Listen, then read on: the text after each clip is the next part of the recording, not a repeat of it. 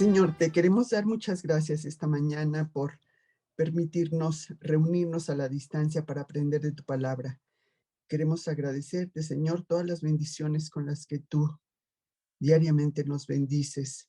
Gracias, Padre, porque Cari tuvo la oportunidad de asistir a las graduaciones de sus hijos, Señor, cosa que te agradecemos muchísimo. Te pedimos que pues esta nueva etapa que empiezan los muchachos, pues tú la bendigas, Señor, y que sea usada fuertemente para tu gloria. Te pedimos, Señor, que el estudio que vamos a ver hoy, pues no nada más quede en un audio grabado, sino que quede grabado también en nuestro corazón, en nuestras mentes, para que lo pongamos en práctica. Gracias, Padre, en el nombre de Cristo Jesús. Amén. Bueno, entonces, como les decía, se llama Ganando las Almas. Y dice, es algo importantísimo porque Dios quiere que ahora que hemos recibido nosotros la salvación, nos convirtamos en ganadores de almas. Y esto vemos en Mateo 4, versículo 19. Desde el 18, voy a leer. Mateo 4, versículo 18 y 19. ¿Sí? Que dice, andando Jesús junto al mar de Galilea, vio a dos hermanos, Simón, llamado Pedro, y Andrés, su hermano, que echaban la red en el mar, porque eran pescadores. Y les dijo, venid en pos de mí y os haré pescadores de hombres.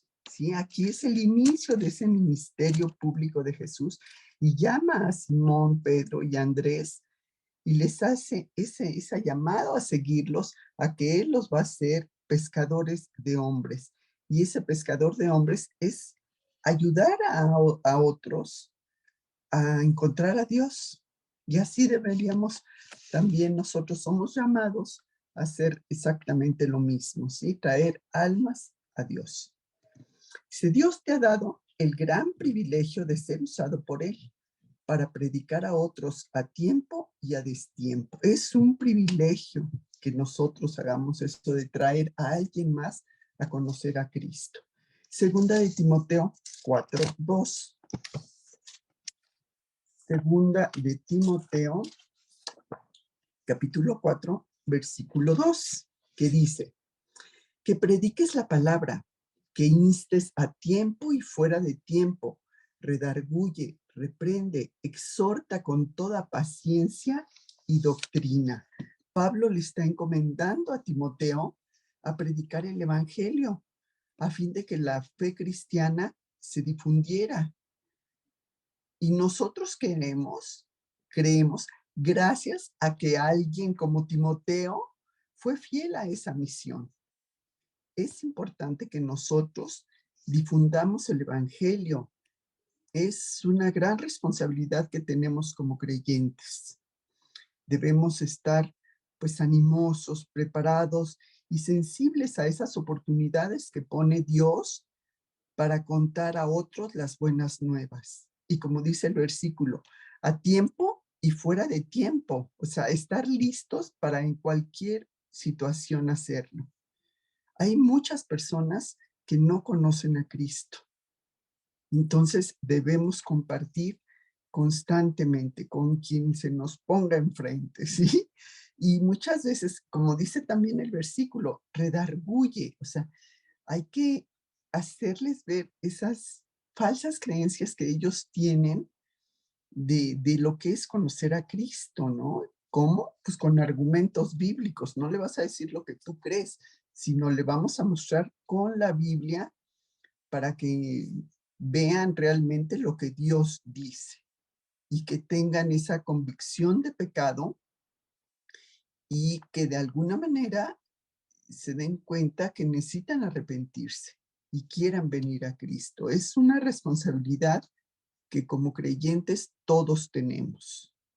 Este trabajo no es de unas cuantas personas, no es de quien está al frente del grupo o del que tiene más tiempo, sino de todo cristiano. Y esto lo vemos en Primera de Pedro 2:9. Primera de Pedro, muy atrás, antes de las cartas de Juan. Están las cartas de Pedro. Primera de Pedro, capítulo 2. versículo 9, que dice: mas vosotros sois linaje escogido, real sacerdocio, nación santa, pueblo adquirido por Dios, para que anunciéis las virtudes de aquel que os llamó de las tinieblas a la luz admirable, ¿sí? Para que anunciéis las virtudes de aquel que nos llamó de las tinieblas a la luz admirable. En la época del Antiguo Testamento, los creyentes no se acercaban a Dios directamente. Tenía que ser a través de un sacerdote que actuaba como un mediador entre Dios y el pecador. Con lo que Jesús hizo en la cruz, esto cambió. Ahora podemos ir a la presencia de Dios directamente y sin temor. Nos ha dado ahora la responsabilidad de llevar a otros también a hacerlo. ¿Sí? Entonces, no es un don que solamente algunas personas tienen, sino es una necesidad para crecer en la gracia de Dios. Primera de Corintios 9:16. Primera de Corintios, capítulo 9, versículo 16, que dice: pues si anuncio el evangelio, no tengo por qué gloriarme, porque me es impuesta necesidad, y ay de mí si no anunciare el evangelio. ¿Sí? Pablo está diciendo esto, la predicación que hizo Pablo del evangelio fue muy fuerte y no podía dejar de predicar. Él quería hacer lo que Dios quería que él hiciera. Él deseaba hacer eso, ¿sí? Usando todos esos dones, pues para la gloria de Dios. Y estamos motivados a usarlos nosotros también para la gloria de Dios. No descuidemos esa parte que muchas veces decimos, ay, no, pues que fulanito le hable. No, nosotros somos los que debemos compartir. Así como alguien una vez con mucha paciencia nos compartió a nosotros y nos hizo ver que éramos pecadores, que necesitábamos arrepentirnos de esos pecados y clamar a Dios y pedirle a Jesús, que ya pagó por esos pecados, que entrara a nuestro corazón. Entonces, lo mismo debemos hacer nosotros. No es excusa tampoco el decir que no conocemos bien la Biblia. El conocimiento que tenemos es suficiente. A lo mejor no sabes muy bien dónde están los versículos y no los encuentro fácilmente, pero sí puedes decirle lo que ha hecho Dios en tu vida. Entonces vamos a 2 de Corintios 4:13. 2 de Corintios 4, versículo 13, que dice: pero teniendo el mismo espíritu de fe, conforme a lo que está escrito, creí, por lo cual hablé. Nosotros también creemos, por lo cual también hablamos. Fíjate, Pablo, cómo está diciendo, creí, fue fiel a sus convicciones, sin importar el costo que tuvo. Y sabemos que enfrentó sufrimientos, pruebas, angustia, lo maltrataron, lo metieron a la cárcel. ¿Por qué? Por predicar las buenas nuevas. Todos esos riesgos y esas pruebas y esas humillaciones, pues son oportunidades para demostrar el poder y la presencia de Cristo a través de nosotros. Y a lo mejor a nosotros no nos van a pegar, ¿verdad? Ni nos van a encarcelar, pero sí tendremos ataque, tendremos rechazo, pero eso no debe de limitarnos a no compartir de Cristo. Si la agresividad del mundo sin Dios y nuestra inseguridad con frecuencia nos intimida y hasta nos calla totalmente, pero recordemos que nuestra seguridad está en Cristo y somos embajadores de Él, como si Él rogase por medio de nosotros. Y aquí lo vemos en 2 de Corintios también, capítulo 5, versículo 20, que dice: así que Somos embajadores en nombre de Cristo, como si Dios rogase por medio de nosotros, os rogamos en nombre de Cristo, reconciliaos con Dios. Un embajador es un representante oficial de un país, eso lo sabemos, ¿verdad? De un país en otro, el embajador de Estados Unidos en México, el de embajador de México en cualquier otro país. Como creyentes, nosotros somos embajadores de Cristo, enviados con su mensaje de reconciliación al mundo. Es una responsabilidad muy, muy grande y estamos cumpliendo con esa responsabilidad como embajadores de Cristo. Muchas veces no lo estamos haciendo. Estamos ayudando a los incrédulos a que se acerquen a Dios con actitud de fe y que conozcan y acepten el Evangelio. Tampoco lo estamos haciendo siempre.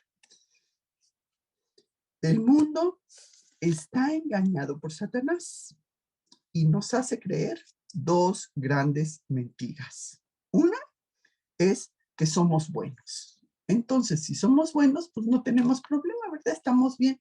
Y no somos buenos. Y esto lo vemos en Isaías 64:6. Isaías 64:6, que es un versículo fuerte. Mira cómo nos dice. 64, versículo 6, que dice: si bien todos nosotros somos como suciedad y todas nuestras justicias como trapo de inmundicia, y caímos todos nosotros como la hoja, y nuestras maldades nos llevaron como el viento. Qué fuerte, ¿verdad? Trapos de inmundicia, o sea, indignos de estar en presencia de Dios.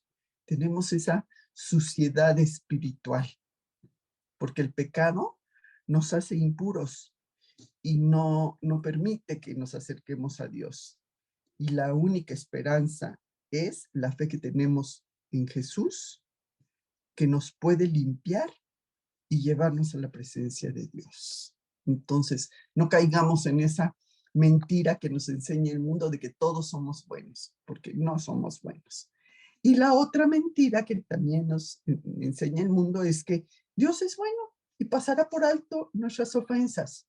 Sí, Dios es bueno, pero no va a pasar por alto nuestras faltas y nuestro pecado. Vamos a ver qué dice el libro de Nahum 1, versículo 6. Nahum es un libro que está en los profetas menores. Un libro pequeño. A ver, me pierdo Nahum. Siempre. Nahum 1, versículo 6. A ver, voy a leer desde el 3 para captar bien el contexto. Dice: Jehová es tardo para la ira y grande en poder, y no tendrá por inocente al culpable. Jehová marcha en la tempestad, y el torbellino y las nubes son el polvo de sus pies. Él amenaza al mar, y le hace secar, y agosta todos los ríos. Basán fue destruido, y el Carmelo y la flor del Líbano fue destruida. Los montes tiemblan delante de él, y los collados se derriten. La tierra se conmueve a su presencia, y el mundo y todos los que en él habitan. Y el versículo que nos pone aquí el estudio dice: ¿quién permanecerá delante de su ira? ¿Y quién quedará en pie en el ardor de su enojo? Su ira se derrama como fuego, y por él se hienden las peñas, o sea, se despedazan las peñas, ¿sí? No podemos, ninguna persona puede desafiar a Dios. Él es el Todopoderoso, el Creador del universo, y no podemos hacer eso y quedar impunes. Aquí nos está hablando de esa ira de Dios contra la ciudad de Nínive, que era la capital de Asiria, que había caído en gran maldad, que había conquistado Israel, que era el reino del norte, y que habían provocado gran sufrimiento a Judá, que era el reino del sur, ¿sí? Nahum proclamó la ira de Dios contra la maldad de Asiria, que más tarde sería conquistada por los babilonios. ¿Por qué? Porque Dios es justo y su propósito es erradicar el pecado, ¿sí? Da la oportunidad de arrepentimiento a estas ciudades y no lo aceptan. Vuelven a caer en su pecado. ¿Por qué? Porque se niegan a creer. Y el juicio de Dios, pues, es tremendo, ¿sí? Para los que le aman, su misericordia significa paz y seguridad. Pero para los que no, el juicio es tremendo. Entonces, esa relación que tenemos depende de nosotros. Así como en la ciudad de Nínive, que fue muy tremenda, que hizo cosas terribles, que eran malvados, y la ira de Dios se iba a derramar sobre ella, ¿sí? Entonces, no es que, ay, pues Dios nos va a perdonar todo y ya nada más así, no hay problema, yo sigo pecando. Sí nos perdona todo, pero debe de haber en nosotros un verdadero arrepentimiento, un deseo de ya no estar así, de ya no vivir de esa manera. Estas mentiras nos llevan al primer gran obstáculo que toda persona tiene, que no tenemos convicción de pecado, ¿sí? Decimos, no, pues sí, sí soy bueno, así cometo algunas faltitas ahí, pero son chiquitas. No, el pecado es pecado. Y vamos a Romanos 3:23.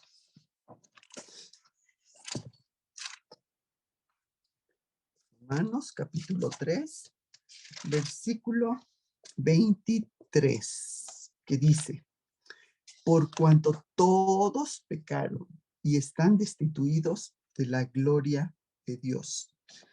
Todos hemos pecado, todos, ¿sí? Algunos pecados, pues sí, son más grandes que otros, ¿verdad? Pensamos eso porque pues, sus consecuencias son mayores.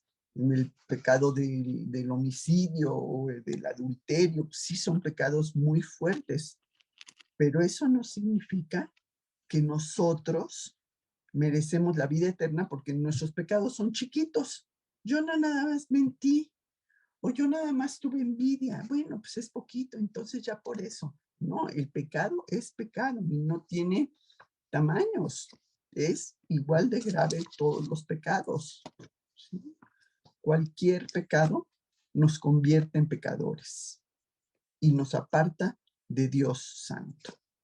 Y nos incapacita para vivir con Dios como Dios quiere que vivamos. ¿Sí? No hay pecados grandes y pequeños. Todos nos separan de Dios. Pero también todos esos pecados pueden ser perdonados. Romanos 6:23a. Ahí estamos en Romanos, siguiente hojita. 6:23a, la primera parte del versículo que nos dice, porque la paga del pecado es muerte. ¿Sí? La paga del pecado es esa muerte espiritual, esa separación de Dios. Vivimos en un mundo relativista, ¿sí? Cuando las cosas de Dios son absolutas y nos aseguran que no hay nada bueno en nosotros. Y esto nos hace estar muy lejos de Dios.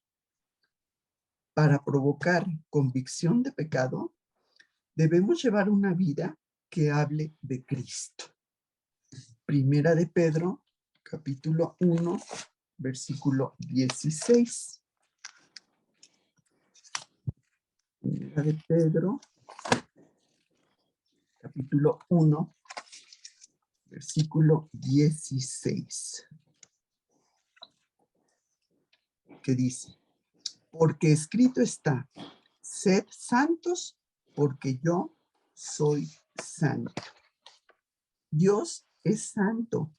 Es un Dios de misericordia y de justicia que cuida personalmente a cada uno de sus hijos y espera que nosotros lo imitemos.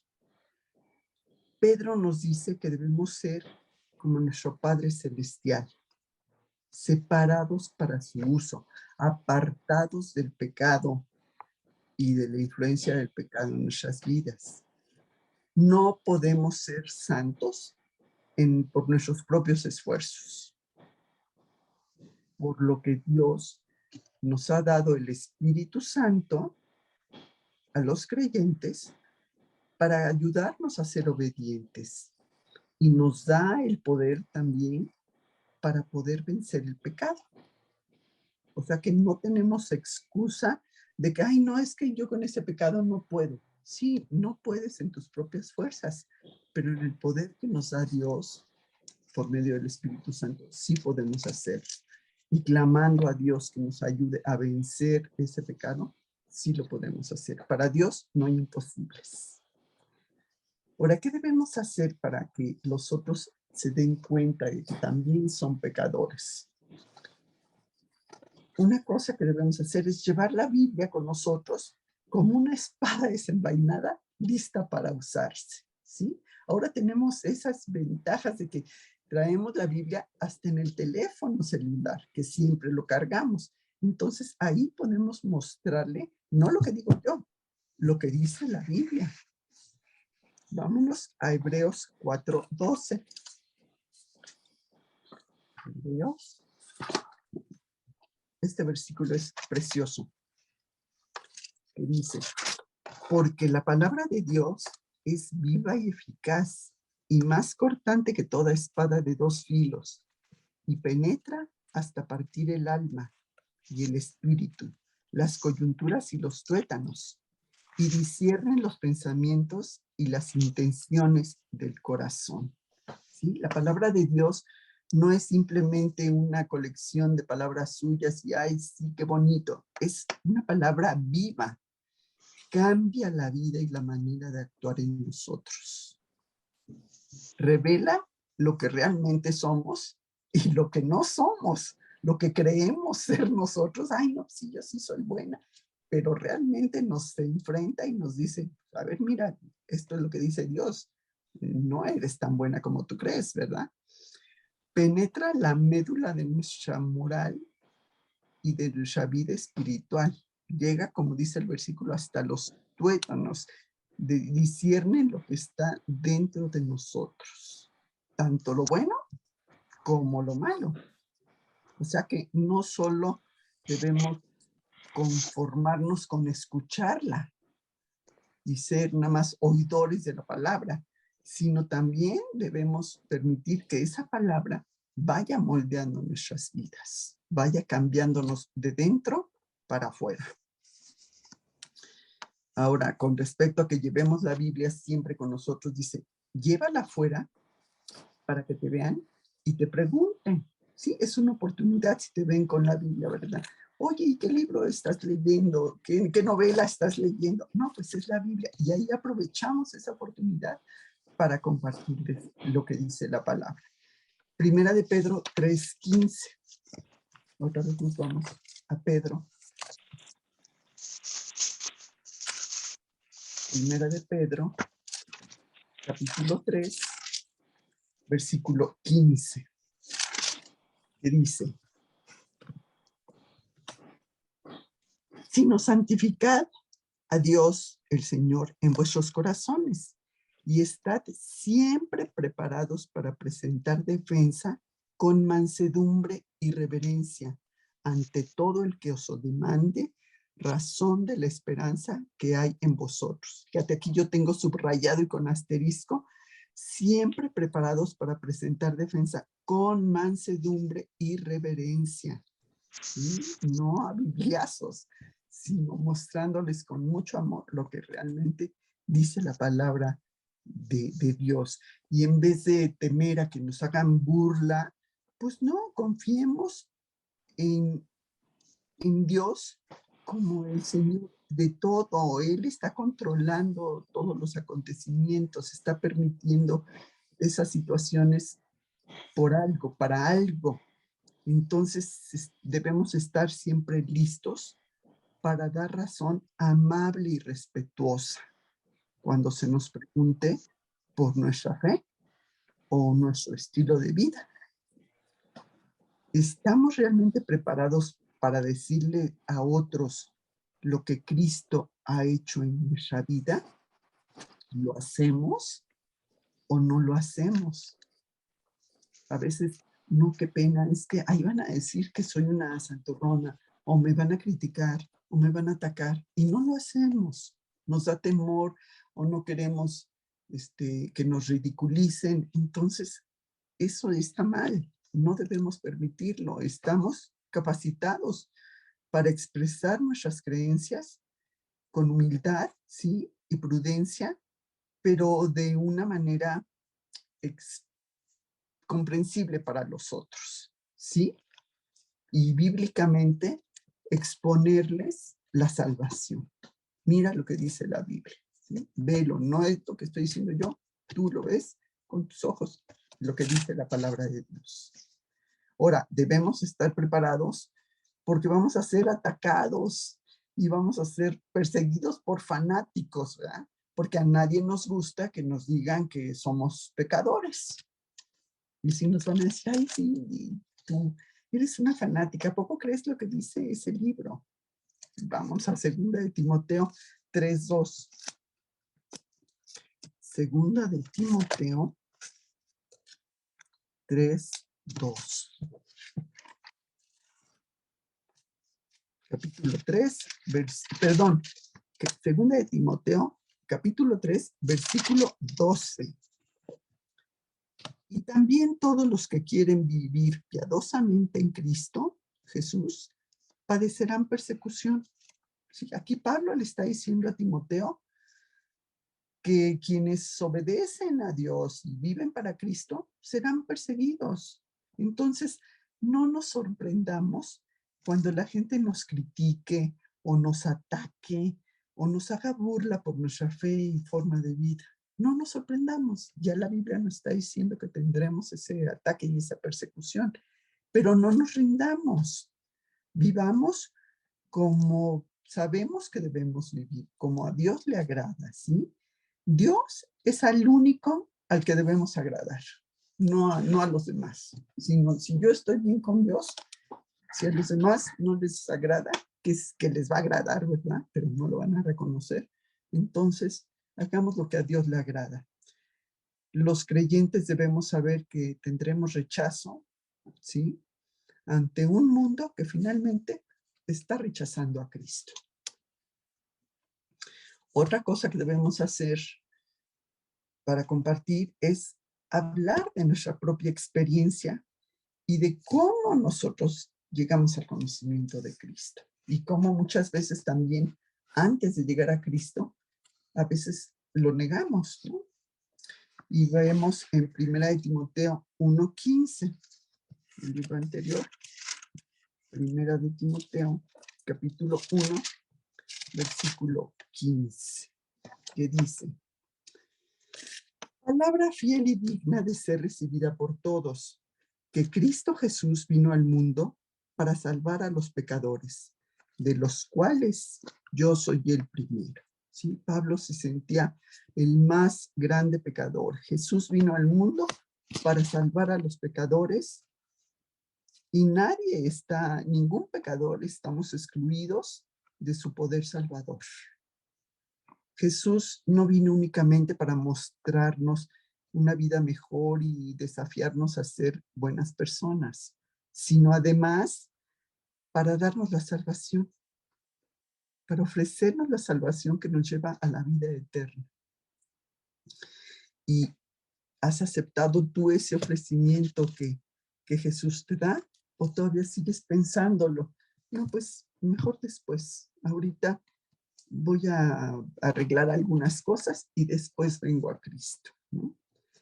Dice Pablo, se llama a sí mismo, como dice el versículo, el peor de los pecadores, ¿sí? El primero de los pecadores.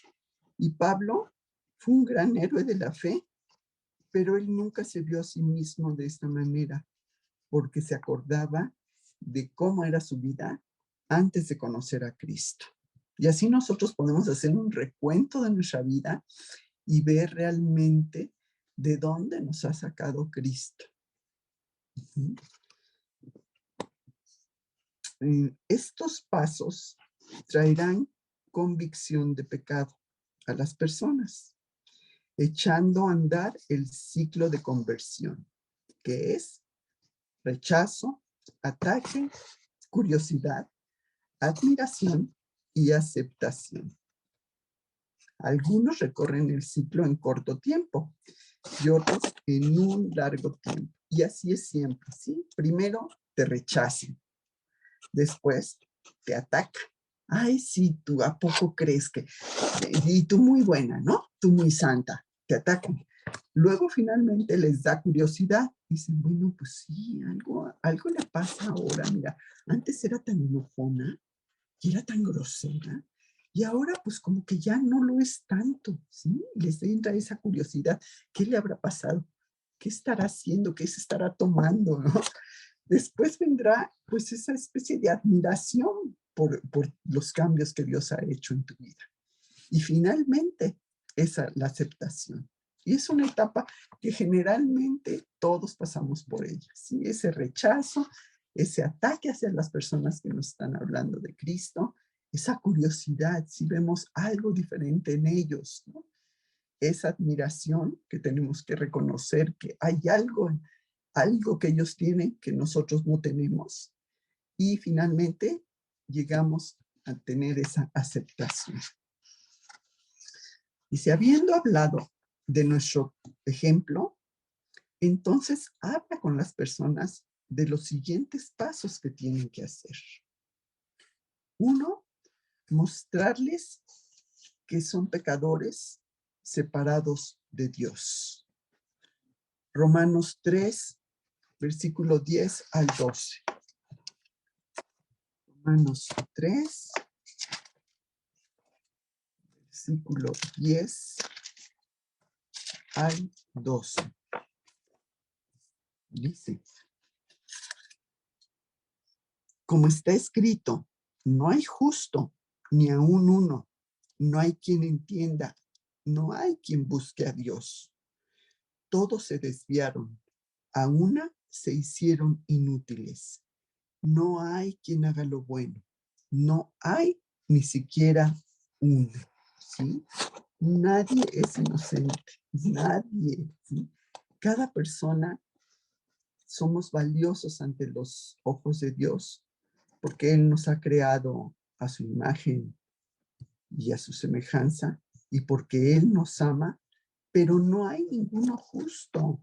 O sea, no hay persona que nos hayamos ganado el estar bien con Dios antes de hacer esa conciencia de pecado, ¿sí? Hemos caído en pecado, no una, varias veces, 1, 2, 3, 5, pero Dios, a través de Jesús, nos ha redimido y nos ofrece ese perdón si nosotros nos volvemos a Él en fe. Nuestro pecado es inaceptable ante Dios, ¿sí? A veces hemos pensado, ay, pues es que yo no soy tan mala, mira, porque malo es fulanito, ese sí ha hecho cosas terribles, yo nada más poquito, pero meditemos, o sea, hemos mentido. Y si decimos que no, estamos mintiendo nuevamente, ¿no? Hemos herido a alguien con nuestras palabras o con nuestras actitudes más de una vez. Hemos sido también duros con alguien, ¿sí? Hemos hecho muchas cosas que son pecado y hemos hecho esos pecados en acciones y muchas veces en palabras o nada más aquí en nuestro pensamiento también los hemos experimentado. O sea, no neguemos que somos pecadores, más bien reconozcámoslo y que esto nos haga darnos cuenta de la necesidad que tenemos de Cristo, de la necesidad que tenemos de un Salvador. Y Romanos 3:23, un poquito más adelante donde estamos, que dice, siendo justificados gratuitamente por su gracia, mediante la redención que es en Cristo Jesús. todos hemos sido incapaces de vivir dentro de los parámetros de Dios. Y ya vimos que cualquier pecado nos convierte en pecadores y nos aparta de Dios y nos conduce a esa muerte espiritual, porque nos impide, nos incapacita para vivir como Dios quiere que lo hagamos. Entonces, no minimicemos nuestros pecados, todos nos separan de Dios, pero también, como vimos, todos pueden ser perdonados. ¿Sí? Y el siguiente versículo es muy bonito porque dice, siendo justificados gratuitamente por su gracia, mediante la redención que es en Cristo Jesús. Ahora, ¿qué debemos hacer también? Mostrarle las terribles consecuencias del pecado. Romanos 6, 23a, o sea, la primera parte del versículo, que dice, Romanos 6, versículo 23, porque la paga del pecado es muerte. Ya vimos, es esa muerte, esta muerte espiritual, esta separación de Dios. Y también en Romanos 14, 12, lo vuelve a mostrar. Romanos 14, versículo 12, que dice, de manera que cada uno de nosotros dará a Dios cuenta de sí. ¿Sí? Cada quien somos responsables de nuestras faltas ante Cristo. Muchas personas pues basan sus juicios en lo que dicen otros o lo que dice el mundo antes de hacerlo ante la palabra de Dios, ante lo que dice Dios. Y eso pues nada más demuestra nuestra debilidad en la fe, ¿no? Debemos basarnos en lo que dice Dios. Dice el tercer punto, muéstrales que Dios demanda perfección. Está en Romanos también, capítulo 3, versículo 19. Pero sabemos que todo lo que la ley dice, lo dice a los que están bajo la ley, para que toda boca se cierre y todo el mundo quede bajo el juicio de Dios. ¿Sí? A ver, ¿cuál ha sido nuestra reacción cuando alguien nos acusa de haber hecho algo indebido? ¿Qué hacemos? Generalmente lo negamos. No, no es cierto. O lo discutimos. Ah, pues es que me provocó y por eso yo me porté de tal manera, ¿no? Siempre tratamos de justificar nuestras faltotas o tratamos de defendernos. Pero la Biblia nos dice que el mundo permanecerá con la boca cerrada y bajo el juicio de Dios. Entonces, reconozcamos nuestros pecados ante Dios. Dios sabe perfectamente nuestras vidas, conoce hasta nuestros pensamientos.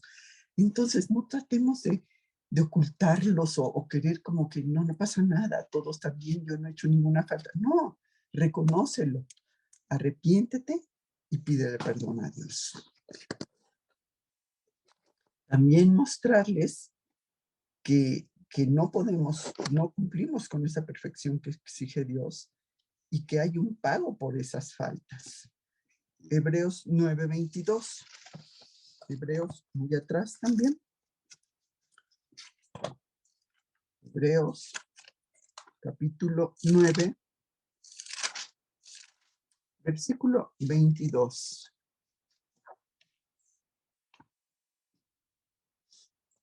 22b, o sea, la segunda parte, lo voy a leer completo, pero a lo que le ponemos más atención es a la segunda parte. Dice, y casi todo es purificado según la ley con sangre, y sin derramamiento de sangre no se hace remisión. Y tú dirás, ay, ¿y por qué el perdón requiere derramamiento de sangre? Pues porque la sangre es el símbolo de la vida, es lo que nos mantiene vivos. Y Jesús derramó su sangre y dio su vida por nuestros pecados. de modo que nosotros no tuviéramos que sufrir esa muerte espiritual, esa separación eterna de Dios. Jesús es nuestra fuente de vida. Él ofreció su propia vida para pagar nuestra deuda, a manera de que nosotros pudiéramos vivir y tener comunicación con Dios. Y también, aunque sea un solo pecado, porque podemos decir, bueno, es que ellos cometen muchos pecados, pero hay nada más uno. Pues vemos que un solo pecado nos separa de Dios. Y esto está en Santiago, después el siguiente libro de Hebreos, Santiago capítulo 2, versículo 10. Este también, fíjate lo que dice. Porque cualquiera que guardare toda la ley, pero ofendiere en un punto, se hace culpable de todos. O sea, si hemos quebrantado una ley, somos pecadores. No podemos decir que, bueno, es que yo cumplo aquí esto, lo que dice Dios en esto, pero en esta otra parte, pues no, aquí no lo cumplo. No, es quebrantar la ley, ¿sí? Ni siquiera en una pequeña parte. La ley de Dios es como si fuera una unidad básica, ¿sí? Toda, que requiere el perfecto amor de Dios. Y esa unidad, si nosotros la rompemos con un pecado, aunque sea chiquito, se rompe esa unidad, ya no hay esa unidad. Entonces, eso nos hace, como dice el versículo, culpable de todos, ¿sí? Pero ofendiere en un punto, porque cualquiera que guardare toda la ley, pero ofendiere en un punto, se hace culpable de todos, ¿sí? Entonces, imagínate, es una condición pues muy fuerte ante Dios y es terrible, mereciendo el infierno. Ahora, debemos mostrarle también que Jesús fue un sustituto, pagando en la cruz las demandas de Dios. Ya hubo quien pagó por todas esas faltas, esos pecados, ¿sí? Segunda de Corintios 5:21. Segunda de Corintios, capítulo 5, versículo 21, que dice, al que no conoció pecado, por nosotros lo hizo pecado, para que nosotros fuésemos hechos justicia de Dios en él. ¿Sí? Nuestros pecados fueron vertidos en Cristo cuando él fue crucificado. ¿Sí? Y vemos que, por ejemplo, en el mundo se negocia, dos personas intercambian algo, ¿no? Con un valor equivalente. Bueno, yo te doy esto a cambio de esto otro. Pero vemos que Dios ofreció cambiar su justicia por nuestro pecado. O sea, no fue una cosa como estamos acostumbrados en el mundo, que es como equivalente, ¿no? Yo te doy esto a cambio de esto otro, que más o menos ahí se empareja. No, aquí Dios ofreció cambiar su justicia por nuestro pecado, o sea, algo de valor inmensurable. No lo podemos medir, no tenemos con qué agradecer ese pago que ya se hizo por nuestros pecados. Y Juan 19:30. Juan capítulo 19, versículo 30, que dice, cuando Jesús hubo habiendo inclinado la cabeza, entregó el Espíritu. Entonces, solo mediante el sacrificio. Acuérdate que en el Antiguo Testamento, ¿qué pasaba? Se hacía un sacrificio de un animal como sustituto de la gente, podía recibir el perdón de los pecados y obtener la limpieza, ¿no? Eso se hacía. Pero Jesús fue el sacrificio final por el pecado. Él en la cruz dijo, consumado es, o sea, ya se cumplió la misión que él vino a dar al mundo, ¿sí? Toda la obra de redención ya había quedado completa. Él pagó totalmente la deuda. Jesús vino a consumar la salvación de Dios con todos nuestros pecados. ¿Y qué pasa? Pues que ahora podemos realmente acercarnos a Dios por lo que Él hizo a nuestro favor. Otra cosa que debemos hacer para con los incrédulos es mostrarles que deben arrepentirse de sus pecados hoy, hoy, no mañana, no después, hoy. Isaías 1:18. Nos vamos al Antiguo Testamento, al libro del profeta Isaías, capítulo 1, versículo 18. ¿Qué dice? Este versículo también es muy bello. Venid luego, dice Jehová, y estemos a cuenta. Si vuestros pecados fueren como la grana, como la nieve serán emblanquecidos. Si fueren rojos como el carmesí, vendrán a ser como blanca lana. ¿Sí? Dios puede quitar la mancha del pecado en nuestra vida, por muy fuerte que sea la mancha de esas que está, como que cuando se te mancha una ropa blanca con algo muy fuerte, como dice el versículo, como si fuera el carmesí, como si fuera, estaba lloviendo en la mañana, un artículo que salió de la grana cochinilla, que es un animalito que da una tintura muy, muy fuerte, ¿no? Y que si tú la tratas de quitar, no puedes ni con vanish que le pusieras a esa prenda, ¿no? Pero Dios nos puede limpiar esas manchas terribles que tenemos y no tenemos que ir por la vida manchados siempre. Cristo nos perdona y Él arranca esas manchas más indelebles, más fuertes que están en nuestra vida, ¿sí?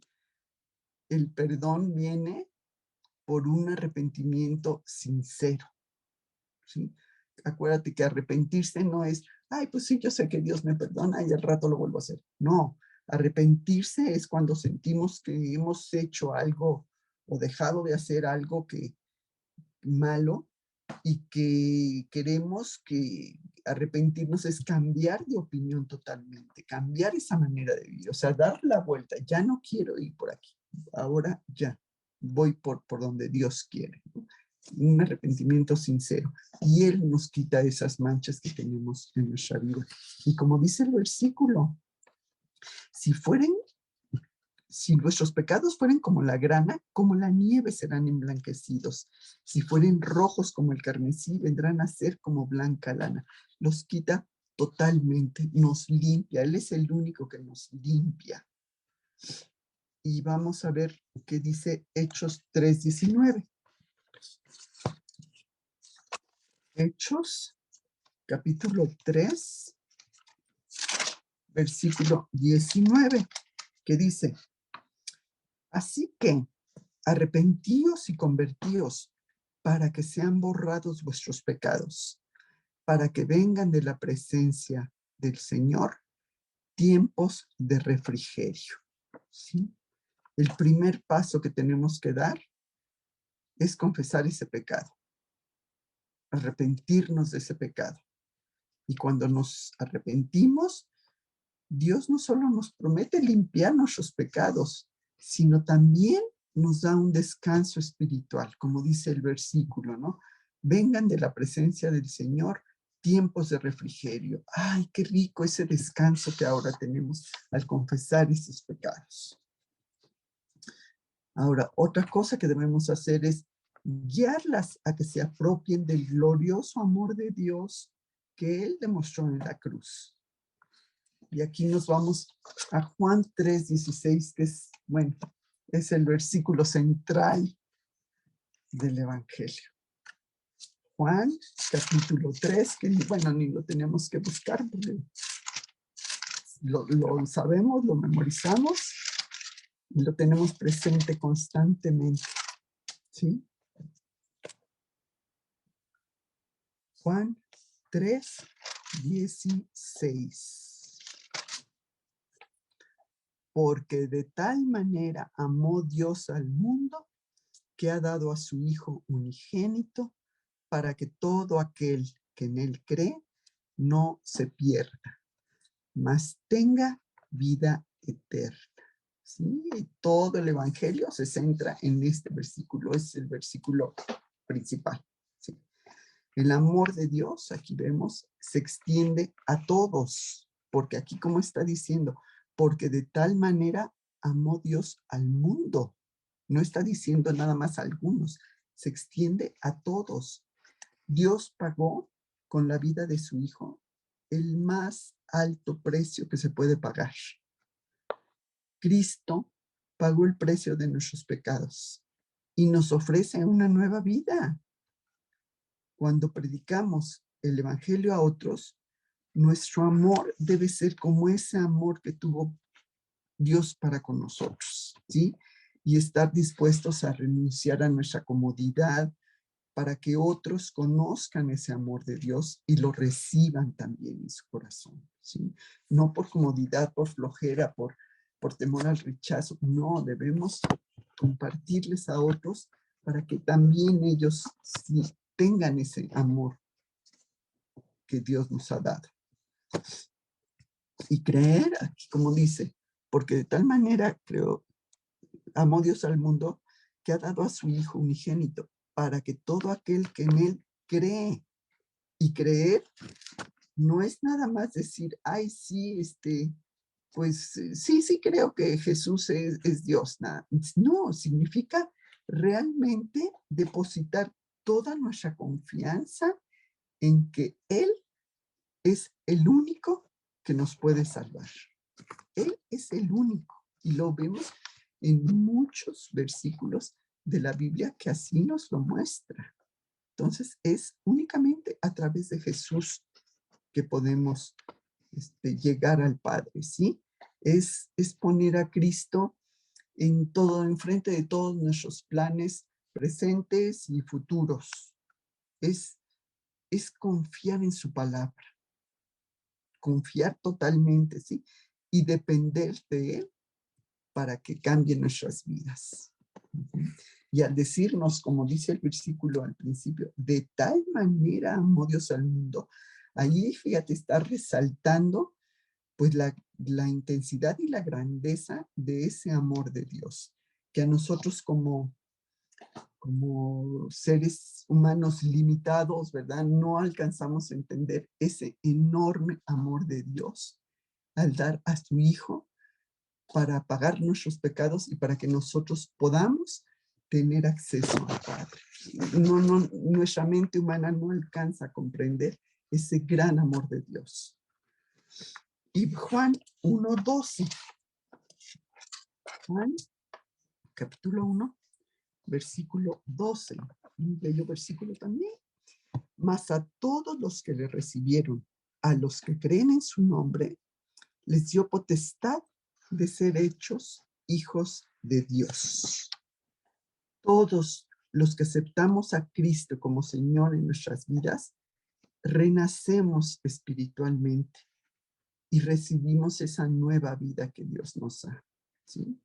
A través de la fe en Cristo, ese nuevo nacimiento nos cambia de dentro hacia afuera, ¿sí? Cambian nuestras actitudes, nuestros deseos, nuestros motivos y vamos, por consiguiente, cambiando nuestra manera de ser, nuestra manera de actuar, nuestra conducta, ¿sí?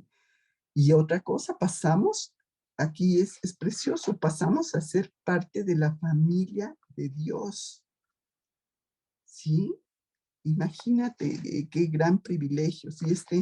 Este nuevo nacimiento está a disposición de todo aquel que cree en Cristo y que lo acepta en su corazón. Uh-huh. Ahora, también debemos con esas personas que estamos ayudándoles a que conozcan, que tengan la salvación, guiarlos a que hagan una oración con nosotros para que se apropien personalmente de Cristo. Segunda de Corintios 6:2. Segunda de Corintios, capítulo 6, versículo 2, que dice,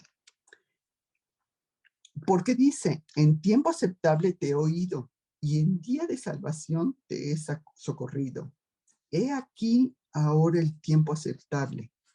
He aquí el día de salvación, ¿sí? Es hoy, no es de que primero voy a arreglar unas cosas que tengo que arreglar y después vengo a Cristo. No, no es así. Tú cuando estás enferma no dices, ay, pues primero me alivio y después voy al doctor a ver qué me dice. No, tú vas al doctor para que él te diga el padecimiento que tienes y para que te dé la receta y tú la surtas y te la tomes. Y así es. No vamos primero nosotros a solucionar nada por nuestra cuenta. Primero acudimos a Cristo y Él es el que nos limpia. Él es el que nos sana. Esta salvación es a todo el mundo, como vimos, ¿sí? Y muchos lo quieren aplazar para después. Ay, pues cuando ya sea grande, así como tú, entonces, ahorita yo quiero divertirme, ahorita quiero pasarla bien, y no entienden que lo que te da Cristo es mucho más de lo que te puede ofrecer el mundo. O sea, no se compara. El mundo, acuérdate que te engaña, que nos hace creer que la felicidad está en ciertas cosas cuando no es así. La verdadera felicidad, el verdadero contentamiento está en Cristo. Entonces, no hay que estar posponiendo esa decisión de que, ay, pues después vengo a Cristo. ¿Y qué nos dice Apocalipsis 3:20, versículo que también no sabemos y lo tenemos siempre presente, ¿no? Que Cristo está tocando en nuestro corazón, pero se los leo. Apocalipsis 3, versículo 20. He aquí, yo estoy a la puerta y llamo. Si alguno oye mi voz y abre la puerta, entraré a él y cenaré con él y él conmigo. Él está llamando a la puerta de nuestro corazón. Él quiere tener una relación con nosotros y quiere que le abramos la puerta desde adentro. Es paciente e insiste en su intento de llegar a nosotros. ¿Sí? Sí. Él podía estar de acuerdo de una patada abrir la puerta, pero no, él está esperando a que nosotros abramos la puerta de nuestro corazón, ¿sí? Y lo invitemos a entrar en nuestra vida. Y él nos permite decidir si le entregamos la vida a él o si no lo hacemos. Es una decisión que cada quien debemos de tomar. Después de que hayan tomado esa decisión la persona a la que le compartimos, pregúntale dónde está Cristo ahora y explícale que ahora tiene vida eterna. Y esto lo vemos en 1 de Juan 5, versículos 11 y 12. 1 de Juan, capítulo 5, versículo 11 y 12. Y este es el testimonio, que Dios nos ha dado vida eterna, y esta vida está en su Hijo. El que tiene al Hijo, tiene la vida. El que no tiene al Hijo de Dios, no tiene la vida. El que cree en el Hijo de Dios, tiene vida eterna. Es lo único que necesitamos. No necesitamos hacer algo para obtenerla, porque ya es nuestra. Porque Dios mismo nos la ha dado. Está garantizado por consiguiente. Y la vida eterna la tenemos desde el momento en que creímos. ¿Sí? La vida eterna sabemos que empieza con esa vida abundante que Dios nos da desde el momento en que lo recibimos en nuestro corazón. Y que sabemos que en el momento en que partamos, tendremos esa vida eterna con Dios por siempre estaremos con Él. Luego dice, explícales que ahora tienen la vida eterna, como si hubieran nacido hoy, ¿sí? Tenemos ese nuevo nacimiento espiritual. 2 de Corintios 5:17.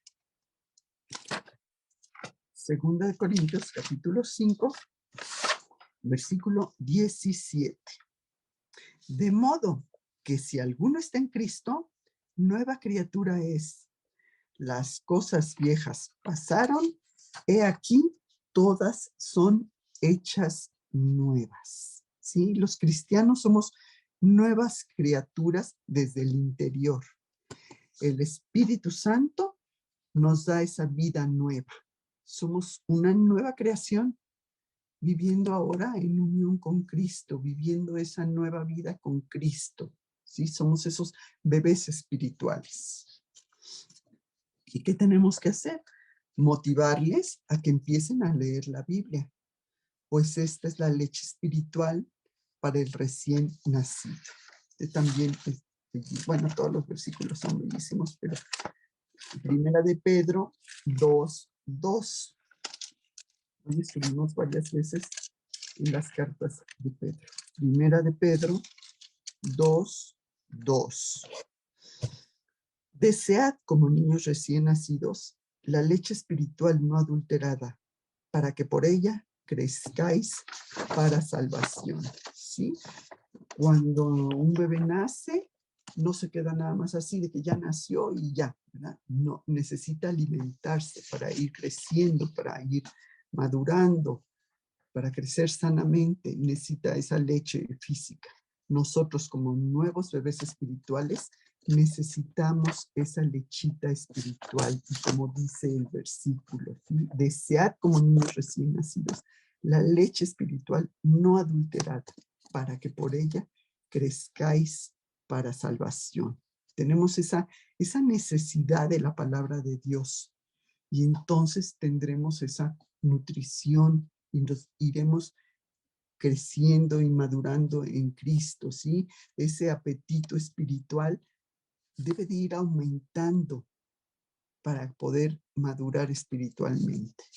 Tenemos esa hambre por conocer qué dice la palabra de Dios, a ver qué quiere Dios decirme.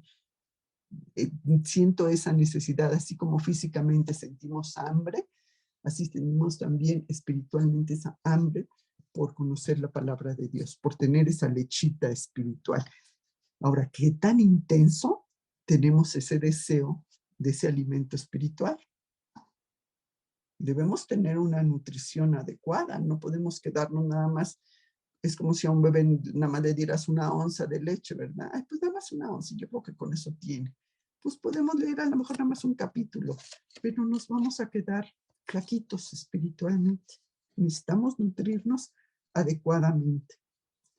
Exhórtalas a que empiecen por el Evangelio de Juan, regalándoselos para que empiecen a leer ese mismo día. ¿Sí? Si no tienen la Biblia en su casa, porque muchas veces tenemos la Biblia, pero así nomás como adorno en la casa o como artículo decorativo, o ahí en el librero, ahí, pero nunca la hemos abierto. Entonces, por si no tienen una Biblia en casa, bueno, regalémosle tantos folletos que hay del Evangelio de Juan para que empiecen a leerlo. Y sí, empiecen por el Evangelio de Juan explicándoles que deben empezar por ese libro y después motivándoles a que sigan leyendo en la Biblia. Dice, Dios nos ha concedido el gozo de ser un ganador de almas. Proverbios 11:30. Proverbios 11:30. B. Proverbios, capítulo 11, versículo 30. ¿Qué dice? Lo voy a leer todo completo. El fruto del justo es árbol de vida. Y el que gana almas es sabio. Entonces, todos aquellos que quieren llegar a conocer a Cristo, esa necesidad que todo mundo tenemos, tarde que temprano tenemos esa necesidad de llegar a Cristo, ese ganar las almas nos hace sabios, ¿sí? Es lo que Dios quiere que hagamos, es lo que debemos hacer. Tenemos esa necesidad de compartir a otros. Así como como dice la primera parte del versículo, ¿no? Lo que dice, el fruto del justo es árbol de vida. Me imagino un árbol y cuando hace mucho calor, ¿tú qué quieres? Pues llegar a la sombra de ese árbol para estar ahí, para refrescarte, ¿no? Y atraer a la gente. Entonces, que nuestra vida también quiera atraer a otros a estar en esa frescura que solo Dios nos da, ¿sí? Que se vea que en nuestra vida hay algo diferente a la demás gente del mundo, y es cuando aprovechamos para compartirles que es Cristo en nuestra vida. No es que yo haya leído mis libros de superación personal o haya hecho tal curso. No, es Dios el que ha ido cambiando mi vida desde dentro hacia afuera. Entonces, pues sí, yo les motivo y me motivo a mí misma a realmente ser ganadores de almas, ¿no? Y poner más ganas en lograrlo. No nos limitemos, no tengamos miedo al ridículo, no tengamos temor al rechazo, ¿sí? Debemos hacer lo que Dios le agrada que hagamos. Pues ese es el estudio que les quería compartir de ganadores de alma. No.